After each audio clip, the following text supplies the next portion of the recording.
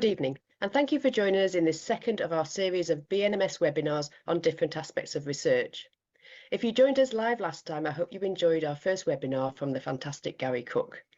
The webinars are all being recorded for future reference, and access to the recordings are a benefit for BNMS members through our members page. So if you are a member, you still have the opportunity to watch it now. Tonight's webinar, like the rest of the series, is open access, so you can watch it for free now. But if you do find it useful, please have a think about joining our wonderful society. And if you know of anyone who would benefit from accessing these webinars, please do pass the relevant information on to them. Anyway, on to our webinar. Today's main presentation is entitled The Challenges of Producing Radiopharmaceuticals for Research Trials, and will be presented to you by my good friend, Dr. Maggie Cooper. Hopefully by now you will have all realised that I am a radiopharmacist, and in terms of research, radiopharmacy is really key, particularly when it comes to investigating the safety and efficacy of novel radiopharmaceuticals. Maggie was on the panel for the Q&As last time, so you will know that she is my go-to person for trial work. Maggie has worked as a radiopharmacist for more than 25 years. She spent her career working in both academia and in the NHS and is incredibly knowledgeable about the twists and turns of setting up clinical trials. I'm not exaggerating when I say it's a bit of a maze. I also have to say that Maggie was the radiopharmacist at the Royal Free Hospital in London immediately before me, and hers were pretty big shoes to fill. And she currently heads up the positron emission radiopharmaceutical laboratory at King's College London as the PET radiochemistry operations manager. So safe to say I've always looked up to Maggie, or Super Cooper as I've always called her. I'm not going to say how she wears her tights, but I suspect it's underneath her pants like Superman. Maggie's presentation will last roughly 30 to 40 minutes, and for those of you who are able to join us live, there will be the opportunity for you to ask questions at the end in our Q&A session, where she will be joined by our panel of experts. The panel members joining Maggie this evening will be Sabina Dizdarovic, Jane Sozabowski and Ramla Awe. Sabina will also be chairing the Q&A session. So, a little bit about our esteemed panel. Most of you will already know Sabina. As well as being our president-elect, she also chairs the BNMS Research Committee. This is very much Sabina's baby. The committee is a first attempt at bringing together new and experienced researchers from different organisations in order to promote and foster the sharing of experience and knowledge when it comes to research. Sabina is the lead consultant at Brighton and Sussex University Hospital and is honorary clinical professor at the Brighton and Sussex Medical School. More recently, Sabina has been responsible for setting up the molecular radiotherapy and PET-CT services in Sussex, as well as being responsible for a wide range of peer-reviewed publications in her specialist subjects in nuclear medicine. She also works alongside me with the MRT Consortium, leading the work stream looking at workforce and training, and has made some really good progress with MRT training and accreditation programmes. Jane Sozabowski is someone I personally find extremely inspiring. I first met her when I started undertaking some very basic research projects with Steve Mather, who some of you may remember, at Bart's Cancer Institute. Jane was so knowledgeable, I found it a little intimidating initially, I must admit, but I quickly realised that she's one of those people who supports others and wants to lift them up. Her work is primarily in the preclinical area, and my goodness, does she know what she's talking about. She specialised on radiolabelled peptides, antibodies and other carriers for imaging, and she's particularly interested in bringing novel therapy radionuclides into clinical use. And last by no means least, we have Ramla. Ramla is Head of Quality Assurance and a qualified person at the University College London GMP PET facility, part of the Centre for Radiopharmaceutical Chemistry. Ramla is a radiochemist with advanced expertise in radiochemistry and pharmaceutical sciences. She brings a blend of scientific knowledge, leadership and regulatory expertise to our panel, which I'm sure you'll find helpful. So I would like to thank Maggie and our panel members for giving up their valuable time this evening to share their expertise with us all. As with last time, to keep things simple, we are using the Q&As tab, so if you wish to ask the question, please use this tab to enter it.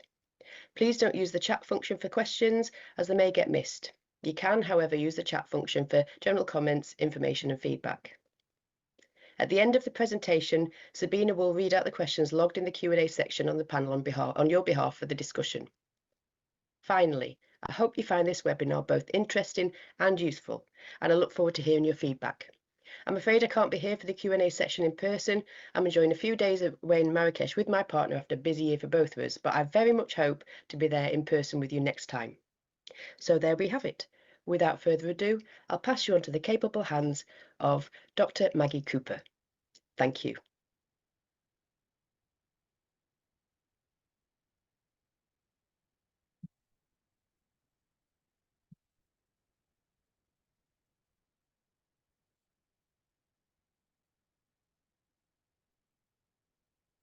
Hi, and good evening. Thank you for the introduction from Jilly. The talk is really going to be about, obviously, the challenges of getting new radiopharmaceuticals into clinical trials. But specifically, I'm going to focus about the validation of a new radiopharmaceuticals that are going into the clinic. So I'm going to talk you through the steps that we have to take on.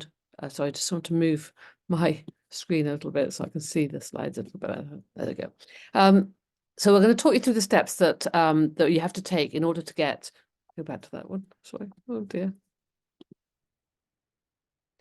Yeah, the steps that we need to take in order to get a drug into the clinic. Most of the examples will be PET-based because I'm working in a PET-based setting now. But as Jilly said from her introduction, I've worked in normal technetium-based radiopharmaceuticals. I've done lots of therapy radiopharmaceuticals. And so I'll try and give some examples of those as well. So I guess the first question, and it is an important question, but it's not completely important, is it actually a clinical trial? And the MHRA have this not that helpful algorithm for working it out. The main thing is you will need a QP if you have a clinical trial. But if you wait long enough, then the legislation is going to change for the diagnostic radiopharmaceuticals, in which case they won't be classified as IMPs and won't require the QP release. So that's an interesting little thing to know about. But in the sense of actually getting something from the clinic, sorry, from the laboratory into the clinic, it doesn't really matter if it's an IMP or not an IMP. You're still going to need to go through these steps that I'm going to talk about in order to get it into the clinic. So it's important whether it's a research study or whether it's actually an IMP. And for therapies, there always will be IMPs, unfortunately. So you will always need a QP to release it. So I was thinking about what questions would I want to ask if somebody comes to me and says, oh, I want to do this trial, Maggie, can you do it? So I would say, what do you want? When do you want it? How many patients would you have in that study? Maybe think how often would you have it? Is it like once a month, once a week? How many patients each time? Is it one patient each time? How much is it going to cost? And I guess most importantly, do you actually have any money to pay for the study? Because it's very difficult to do all this work without those some sort of finances. So last time, Gary went through a lot of the aspects which are to do with the setup of a clinical trial. And as a pharmacist or a radiopharmacist trying to make something, then I would want to ensure that all of those things that he talked about were in place. I'm not going to focus on that in this talk. If you want more information about that, setting up clinical trials in radiopharmacy, I can help you. So please feel free to contact me. But I want to talk really about the actual validation, how we actually get the radiopharmaceuticals through the process of sort of the regulatory hurdles that we have. But certainly all of these things that are listed on this slide are important. All the things Gary talked about, getting all these things in place are important. And again, if you want more detail, then feel free to contact me another time. The question really is, how feasible is it? It can be very very, very difficult, is what I would say. But it can be kind of easiest. And those, you might have something that's already got marketing authorization. Maybe you've got something like a technetium-based radiopharmaceutical kit, but they just want to use it in a research study. Then it's, relatively speaking, easy. You might have an unlicensed radiopharmaceutical, but it's got a monograph. I mean, for example, you might want to use F-DOPA in a clinical trial. Sorry, my slides keep jumping on. And that already has a monograph, so it's a little bit easier because you don't have to develop analytical methods for that. Then you might have something where it does exist and some of the methods are developed, but it's you know, you still got to do quite a lot of work. And then it's really difficult if you've got a completely novel tracer or novel radiopharmaceutical, it could be therapy, it could be anything, then it really does take a lot of time because there's lots and lots of things that you need to consider. So let's have a look at how we do it at KCL. I think that's I want to use that as an example, and to talk about, you know, exactly what steps you would actually need to go through. Now, obviously, as I said on the previous slide, the complexity of things may be different from one trial to the next. And I try to think about what sort of things you might have that are coming into, have been asked for in a clinical trial. You might have something that I would think is really just dispensing, something like radium-223. It was in a clinical trial. We had to draw that up. You know, we still had worksheets and stuff like that. And we did have to do some work, for example, with the calibrator and checking that the calibrator was calibrated correctly for radium in a syringe, in a vial, that type of thing. But in the essence, it wasn't really manufactured. It's quite straightforward. And then you might have something like a gallium-68 or technetium-99m radiopharmaceutical kit when the supplier has given you all the information, they've developed the methods. You might need to do some additional validation. For example, you might need to check the linearity of your detector, the range, the limit of detection, this type of thing. But essentially, it's quite straightforward and not so dissimilar of just having a new kit on the market. And then you can have something a little bit more complicated, something like an in-house formulation, where in this case, I think about the gallium-68 PSMA when we first started doing that. It was a semi-automated synthesis unit, and there was some additional work to be done in terms of the method development for the production, method development for the QC, but it wasn't completely straightforward, but not so complicated. And then we get into the ones which I would say are really, really complicated when you have, you know, some novel radiopharmaceutical, everything's new. You've got to develop the method, you've got to develop the analytical methods, everything is new. And then I put the last one on there, which it is important, blood cell labeling, and that it faces its own challenges. I'm not going to specifically talk about that, but I'm happy to discuss that if you're interested. And within this, although I haven't shown, we can also include therapies, you know, radiolabeled antibodies, radiolabeled peptides, that type of thing. So those are all part of the package. If we want to have a product that is safe, of good quality, and is efficacious for the patient, then we need to build the quality into our systems and our processes. We need to build it into our validation methods, into the manufacturing methods, into every step. That is all that preparation that goes in before it actually gets into the clinical trial in the patient. And that might require making quite a lot of batches of the product and you know, doing quite a lot of work. And as you'll see from my timeline on one of the last slides, it can take quite a lot of time. So we build quality into the product through doing all of these steps, which I'm going to outline. So we have something called a technology transfer process at KCL, and there are a few main things: the development stage, the documentation stage, and the validation stage. And I'm going to go through those kind of not completely one at a time, but go through them to show you what would be required for each different part. So from my point of view as a you know, the radiochemist, the things that I really want to know about from the clinician are what are the specifications for the product? And often the clinicians don't really know what they want. They just say, I want gallium-68 FAPI, or I want F18 FSPG. And you're like, fine, but what are your limits in terms of the quality of the product? So you're really thinking about things like the radiochemical purity, for example. How much free gallium can you have? How much free F18 can you have? You know, what other maybe chemical impurities are acceptable? And that's one of the key things that I find is difficult, is getting information about the toxicity of the impurities or the cold product in there.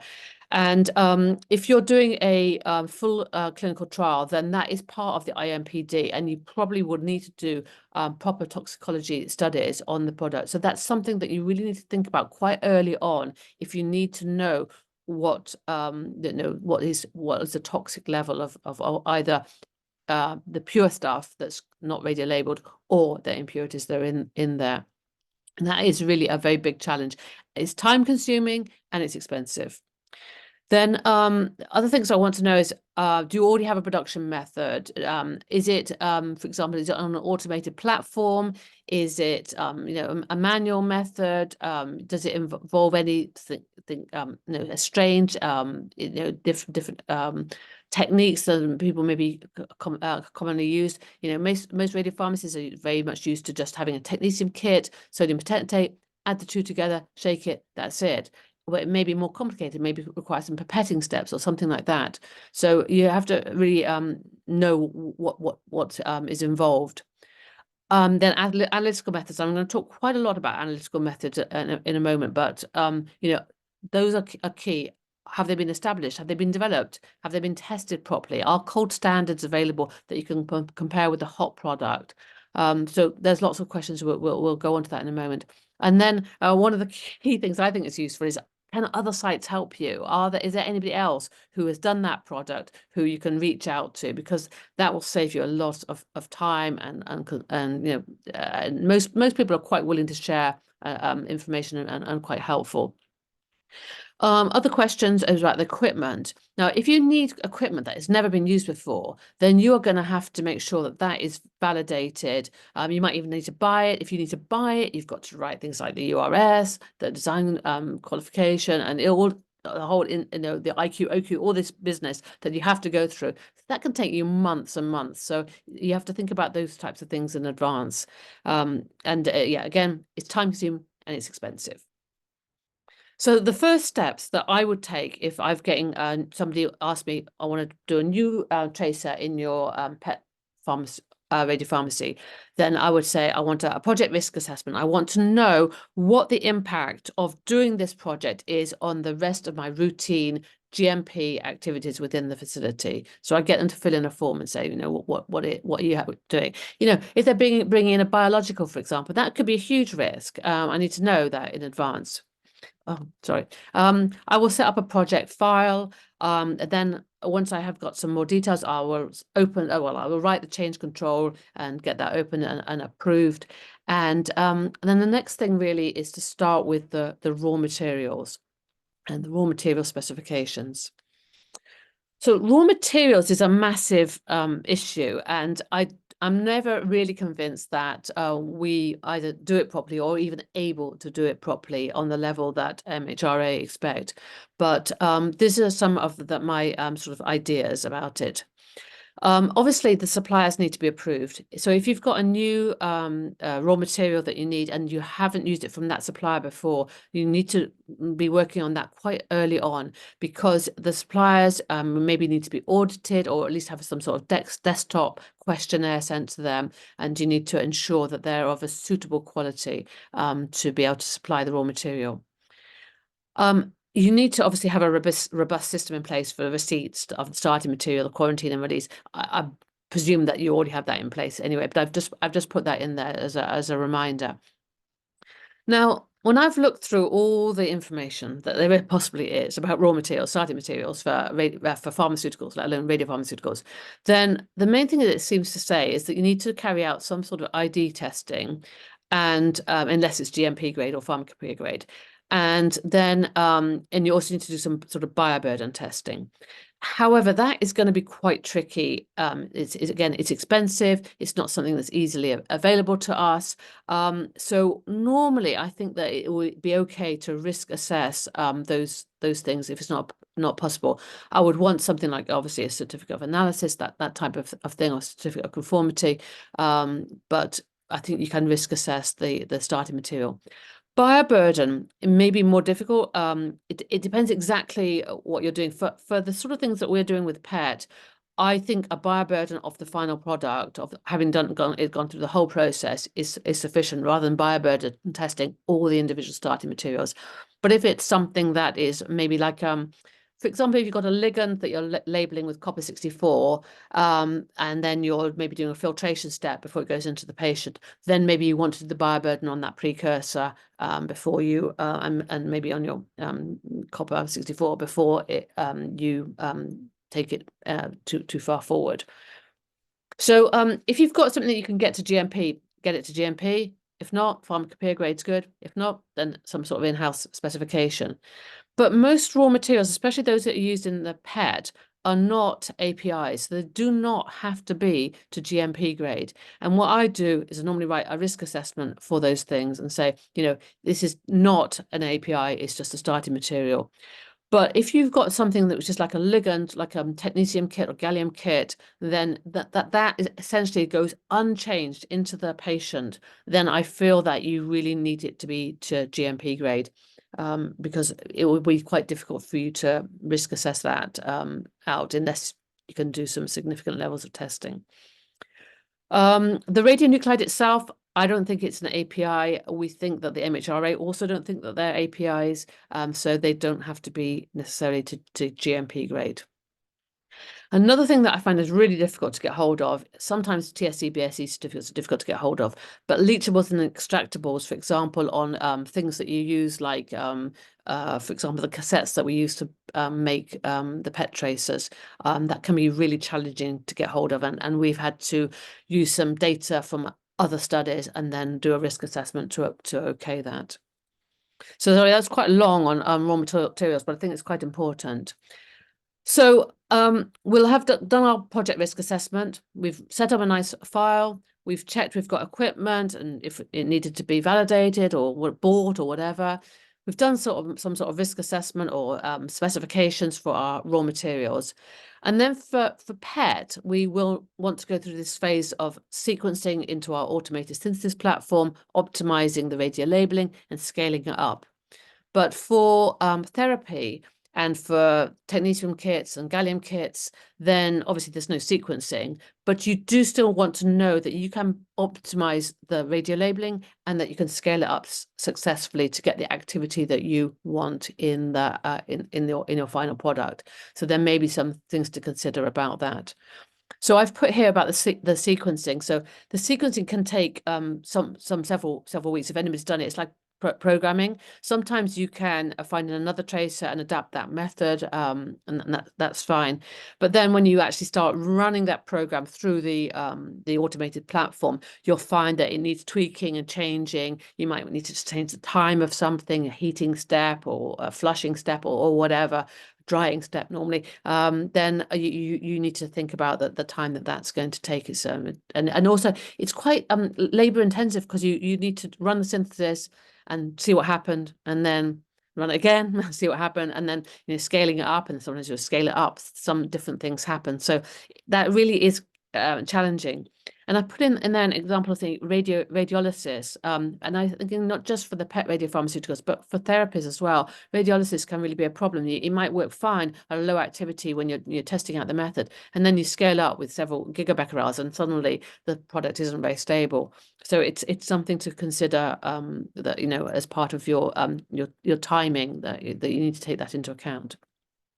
I put this slide here so that you don't forget to put some questions in the Q&A. So you can start thinking about some questions that you want to put in now. Okay, so onto the development phase. So the development phase, we've talked about sort of optimizing the method, but what about the QC method? And that can be very, very challenging, especially for PET radiopharmaceuticals, where you're trying to develop maybe an HPLC method, or even a thin layer chromatography method. And even for the PET, the technetium-based radiopharmaceuticals or gallium radiopharmaceuticals, you still may have these challenges and just trying to get decent separation, for example. So in this case, I mean, there were some problems that occurred in this particular product. We had quite poor resolution of just a little impurity before the main peak, and trying to separate that out, trying to get the peaks big enough that you could see above the background. We've got baseline noise, and we had a difficulty with the weight, choosing the right wavelength. In this particular case, it was an extra challenge in that the product doesn't have a chromophore, and so we had to do a derivatization step in order to get a chromophore. So we had to check several aspects. We checked the different wavelengths of the detector, and we tried to check the linearity. We had a lot of trouble with the linearity because we had to do the derivatization. The mixing was a problem because of the sort of viscosity of the reagent that we were using to derivatize with, and it was a massive challenge to just try to find what was the optimum wavelength to give a signal that showed the peak nicely above the background, but didn't show too much of the noise that was going on behind that. And it took us a really long time. Most aren't quite so complicated, but there are also lots of errors can come in when you're trying to do something like the linearity, especially when you've got a derivatization like that, because obviously the derivatization might work better or worse. If the mixing isn't good, we had problem with bubbles in the samples, so it was really a challenge to get it to sort of pass that linearity stage. So but that's HPLC, but there are other bits of equipment that you have in the QC lab, which you also have to think about. So and every bit of equipment, every different analysis that you have to do, you need to think, have I already validated that for another product? Can I take that validation? Is it across the right range, or do I need to do a revalidation in order to do this product? So I've put there like the single well counter. We used this for gallium, for example, to look at germanium breakthrough.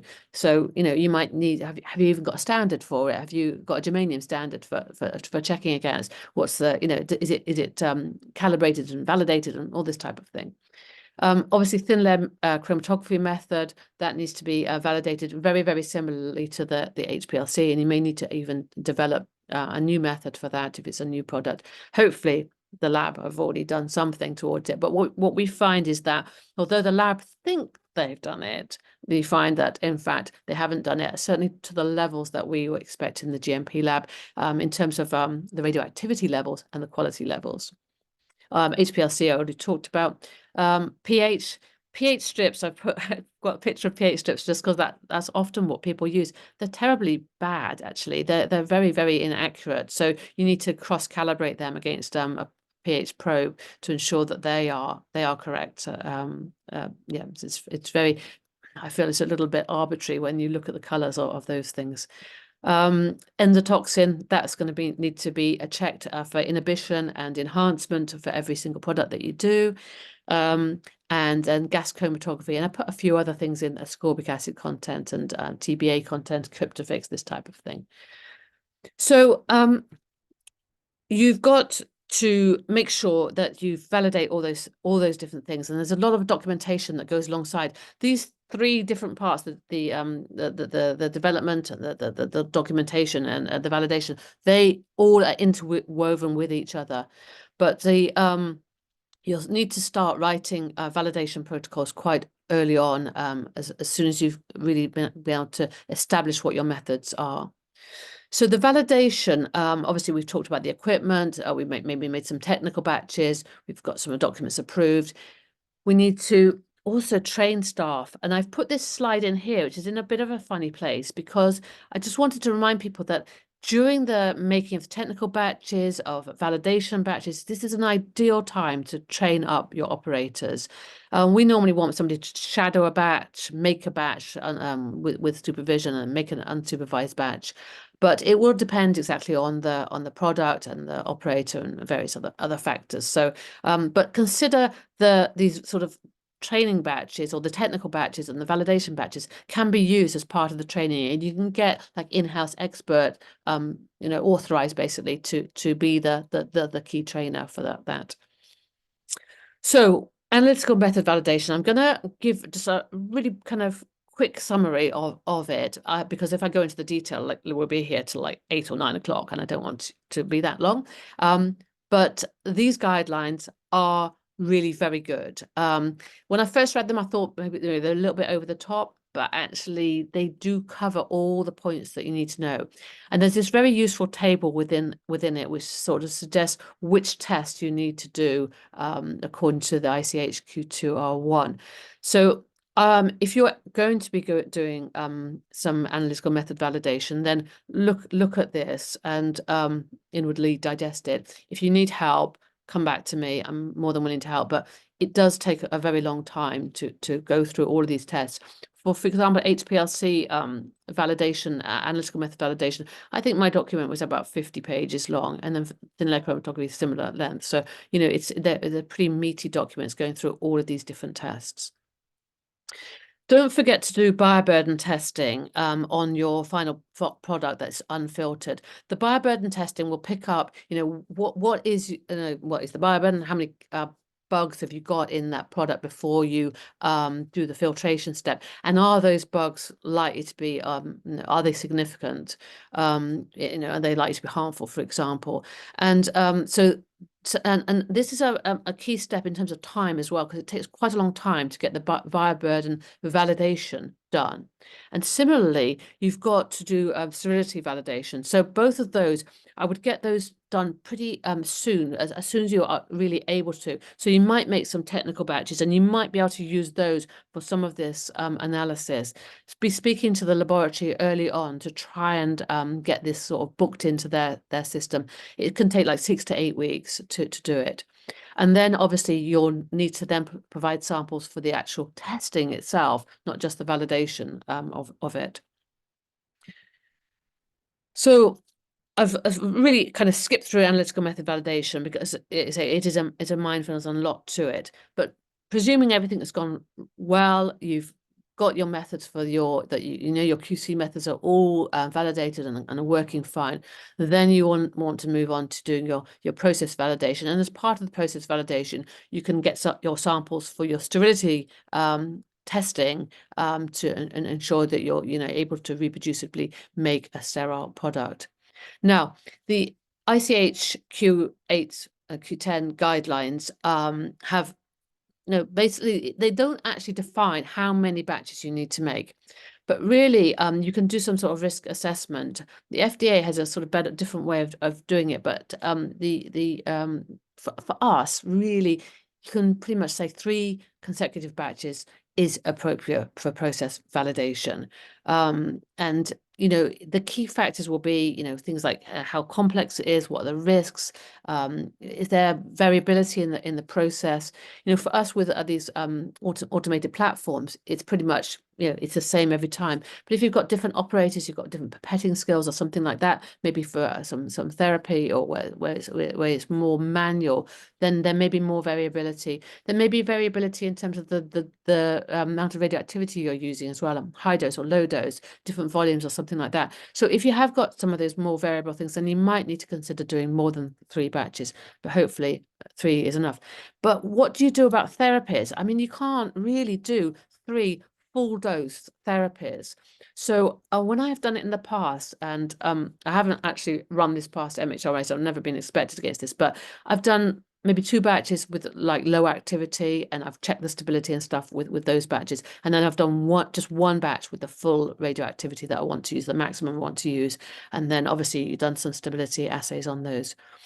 I mentioned stability assay because somebody is going to have to stay late to do those tests. Factor that in. Okay, so we have some products which have got 12-hour stability. That's really challenging if it's not, we make our FDG in the morning and then we make the next batch. It's ready like about 12 o'clock. It's like somebody needs to stay till midnight to finish it off. It can be quite difficult. So yeah, less if you've got therapy, maybe you can do some sort of risk assessment, and you can, you've got to weigh up the risk of making a product with high amount of radioactivity against the risk of not having full validation of it. And then at the end, you've got to write everything up, which isn't far from simple. You need SOPs for all of your analytical methods, for your production method, you need your batch manufacturing record.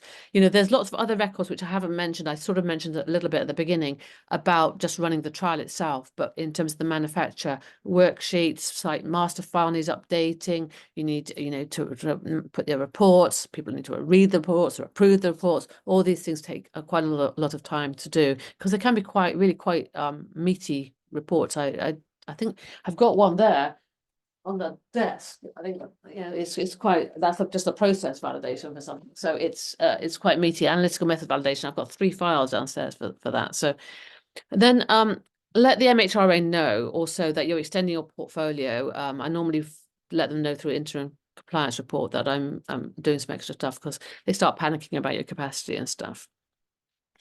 So I try to put some sort of timescale on these things. For this is really for I was thinking about a PET radiopharmaceutical, but you know, probably it's not so different for other products as well. Or you can pick and choose which bits you want. But even if things go really well, which they never do, it's going to take you about 6 months to go from the start to the finish. And if you've got new equipment, if you've got new suppliers, you've got, you know, anything that you need to maybe buy things for or do some sort of audit or additional validation, then that starts to add on. And I think that I've put there something like, it's, you know, it can be over a year essentially. So, and that's why I'm saying some of the things, and I haven't even included in there things like the toxicology, which you know, you might need to do. So it really is a lot, and I think that sometimes the things that I found challenging are that somebody will come to you and say, Maggie, I've got a grant for doing this new product, and it has to be in the clinic by June, and you're like, it's January. This is the first time I've heard about it, and you want it in the clinic by June. Really, it's not going to happen because actually I've got 3 other things ahead of it that I need to do as well. So these are the sort of challenges that we face, and trying to make people understand that, you know, these are steps that have to be done in order to make it GMP. And if you don't do it, they won't be able to do their study. So it's sort of managing expectations to some extent. So, and then finally, we get the tracer, and it's a very exciting day, scan day. And of course, you must celebrate. Make sure that your team are acknowledged for all the hard work they do. Because, you know, often it's the scanning team and then lovely images and stuff. And say, oh, this is wonderful. But actually, all that hard work has gone in behind the scenes. So quick summary then. The process of getting a new radiopharmaceutical in the clinic is long and challenging. So be realistic about the timelines. Do as much work in advance of GMP as possible. Think about the raw materials and the equipment, and the new suppliers. Develop the radio labeling methods so that it's really robust. Develop your analytical methods. Leave enough time to write the reports, check the reports, approve the reports, put them onto QPulse or whatever terrible system you have for your documentation. Think about the AMV, the bioburden validation, sterility validation. Yeah, expect things to go wrong. That's not being negative, but just expect things to go wrong and celebrate success. I think I have one more slide. Yes. So I've just put my contact details there. I'm always really happy to help people if I can. If I fail to get back to you, hassle me because I've forgotten because I've got too busy with other things. But that's it. So I'm going to hand back to Sabina now, and I'm going to stop sharing my slides. Thank you, Maggie. That's absolutely fantastic talk and fascinating journey. Is it producing radiopharmaceuticals for research trials behind the scene? And absolutely right, we do need to celebrate all this fantastic work. So clearly there are major challenges, as you've shown, but it's worthwhile doing. And we have a first question from Gary, from Professor Cook, which is probably one of it's on all of our minds in a way. Funding, how do we get funding for new radiopharmaceuticals? And Gary is asking about order of magnitude radiochemistry costs for range of your easy to more difficult scenarios for new RP development to get to day one of a research project. No difficult question. Well, I mean, I'm going to cover the whole thing because if you've got a lot of people on this call will be from technetium-based radiopharmaceuticals or gallium-based radiopharmaceuticals. And often when you're getting those into a trial, then you're working with a company who will supply the kit and supply the will pay for the gallium or whatever it is. So then the costs are not so much a challenge for us. But if you think about it, taking a year from start to finish in the worst case scenario, I've got 20 people in my team and they need to be paid for. So it starts to really add up the costs. And the other things that are really, I've tried to highlight some of the things that are really expensive in there, but getting things to GMP grade starting materials, for example, can be really challenging. One of the ones that I'm working on at the moment is a radiolabeled antibody, and just getting that conjugation done. I think I was quoted like 300,000 or something like that. It was ever such a lot of money. It was really massive, and that's not unusual. And when I've added up the costs from my unit and how much my staff cost, I can see where that cost comes. It seems outrageously expensive, but it can be as much as that. I don't want to put a figure on it. Maybe Ramla would be somebody else you can ask for. I'm not sure that I can really put a figure on it. Thousands and tens of thousands. Yeah, it's very difficult to put a figure because it varies from project to project and what product you're making, as you said, Maggie. Absolutely. I was quoted once 250,000 for GMP. It was a few years ago. It's just really hard, is it? But clearly, as you said, it's good if we could actually apply for grants or funding, and we have a national platform now for PET. We are hoping that we'll be having more radiopharmaceutical developments for the future. So moving on, I think we have some questions about like practical issues. Do you build your own cassette for new tracers, or what release checks are done on the cassettes? Maggie or Amla? Yeah, I'll start with that and maybe hand over to Ramla. We basically, we do have to make our own cassettes, and it's quite eye-opening. We actually went abroad. I'm not say where we went, but and we had a look and we're like, oh, I don't think you could get away with doing it like that in the UK. So we build our own cassettes, and we try to build them in a laminar flow cabinet, which is actually in a it's in a controlled, not classified area of the lab. So it's not the air in the room is not as graded, although we do environmental monitoring in that area. We build the cassettes and then we spray them through into the clean room. Ramla, did you do something similar to that?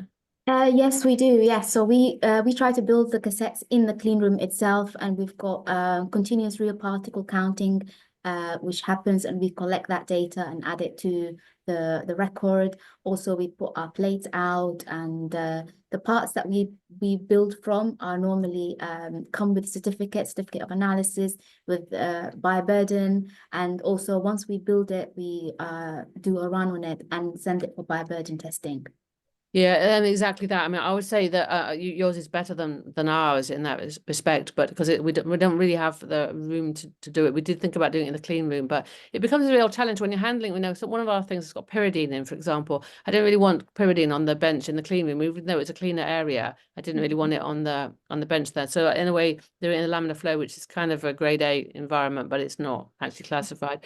We felt was better, and we risk assessed it. That's what we did, and I think that you can do that. I think the MHRA, I mean, I don't know if anybody from MHRA is on this call, but I think they're kind of relatively happy as long as you've thought about it and you've risk assessed it and you've thought about and written it down, what you've done and why you're doing it. That is often all they really are interested in. And then we've done the bioburden testing on that product. We've shown that actually it is very low bioburden but before filtration. So if there is, I hope not, a filter failure, it's still, we know where we stand and we're not injecting somebody with loads of bugs. Jane, do you have similar experience or anything to add on this topic? No, not really, because the cassettes that we've used have really come from a manufacturer who's manufactured them for a clinical trial, for instance. So we've never built our own. And also, in general, we tend to work more on kits rather than automated synthesis units in the way that Maggie and Ramla do in the PET centers. So the types of things that we're looking at doing are really in the future going to be like gallium-68, new tracers for new therapies that, and they're generally going to be, I would expect, kit formulations. But I guess there could also be synthesis module formulations as well. So it just depends on, what is developed. I mean, and I have a question for Maggie, actually, because you said something really interesting about the APIs, and that the radionuclide is not an API, and that's kind of what's accepted at the moment and generally, and you hope will continue. I mean, I have had somebody ask me whether the target should be GMP. The target material that goes into a cyclotron should be a GMP target material, and that their understanding of Annex 3 was that the target should be GMP material. So what have you got to say about that? I don't think it. I don't think it is. I think that yeah, I don't think it is, because I think in Annex 3 there's a table in there, and it says cyclotron is outside of GMP, and it's only when you actually start doing the chemistry that is GMP.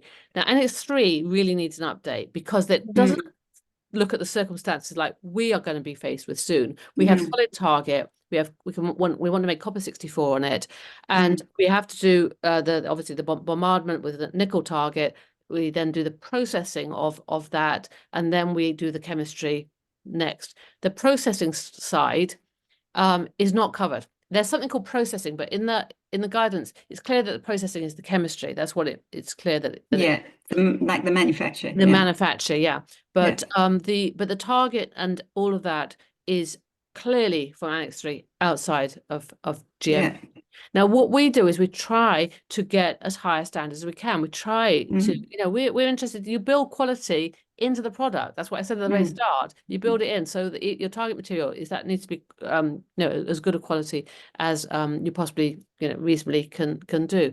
But it's not having to be to GMP standards. No, the inspector, when they came to us, I don't know whether anybody else had a similar experience, but she did she did look at the cyclotron, and I was a bit annoyed, because I was like, it's not GMP. It's outside of GMP. Yeah. Yeah. I wasn't that annoyed, just a little bit. Yeah.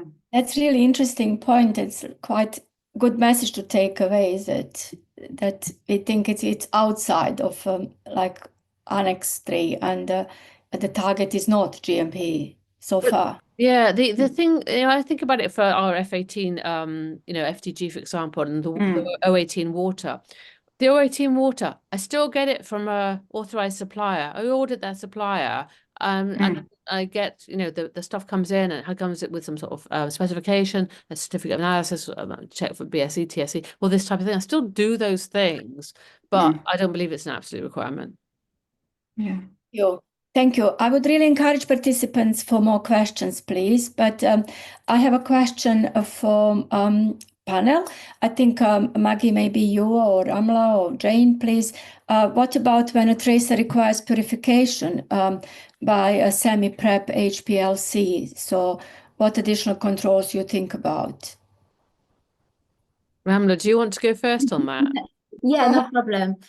So basically the additional controls to think about is the solvent that you use or the buffer that you make, what quality, what grade they are, and also to try to make them in a controlled environment and to filter them.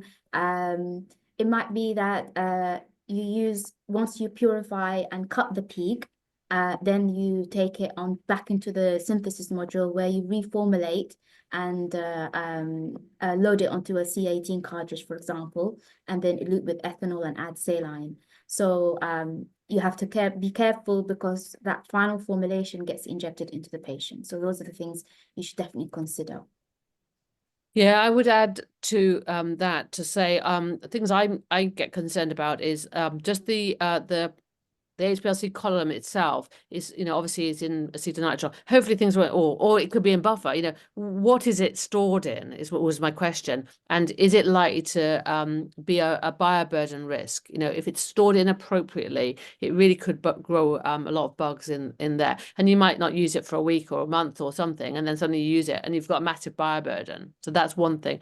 And the other thing you kind of touched on is what you're using. So do I need to do GC analysis before I release the product, because there's a risk that I have some acetonitrile, for example, which is toxic in the final formulation? So, but I thought that's very interesting what you said though about reformulating it through C18 cartridge or something like that, and then that may be quite a good way to really reduce the risk of having some noxious substances in the final product.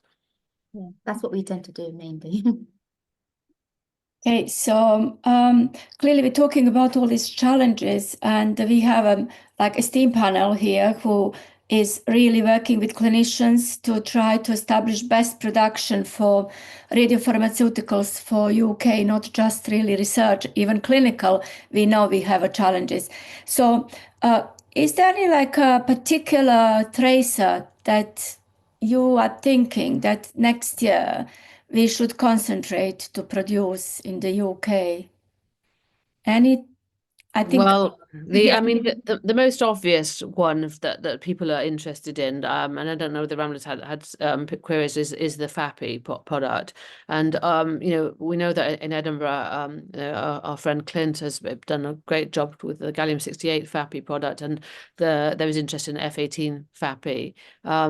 But challenges with that is simply starting materials and methods and stuff. It's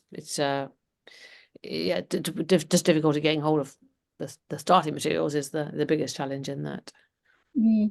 So yeah, and the infrastructure in general, is it because do you have a network of radiopharmacies that actually can do research production set up in a way that you could help each others?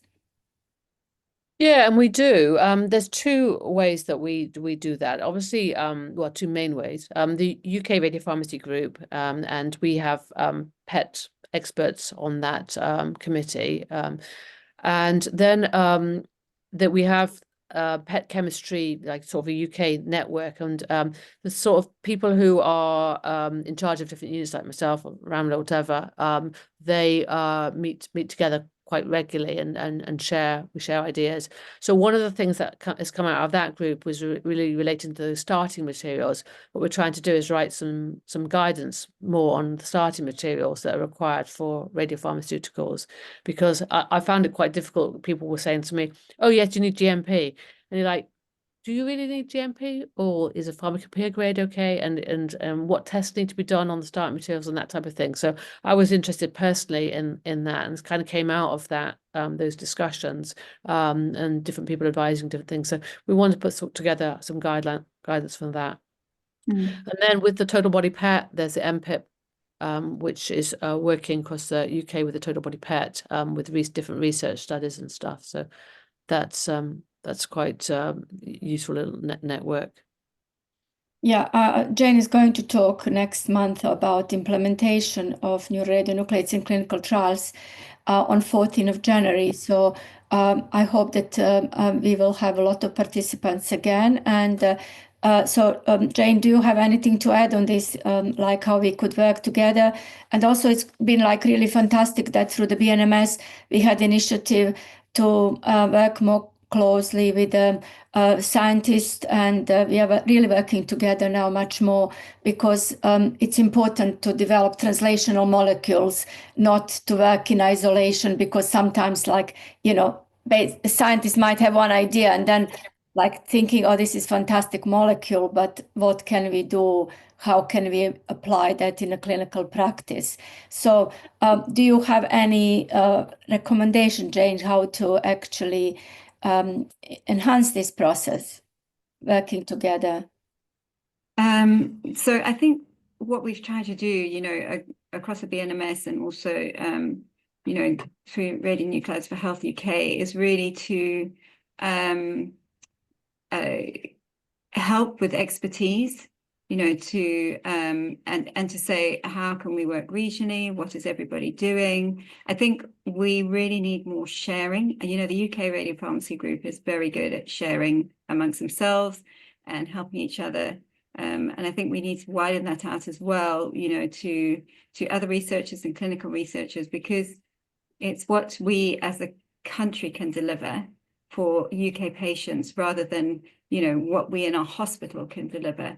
And there's no point in reinventing the wheel, you know. And if you know, if King's can help people in the region, if you know, there's if UCL can help, you know, if there's places up in, you know, further north that can help within a region, then I think it's really important for us to work together.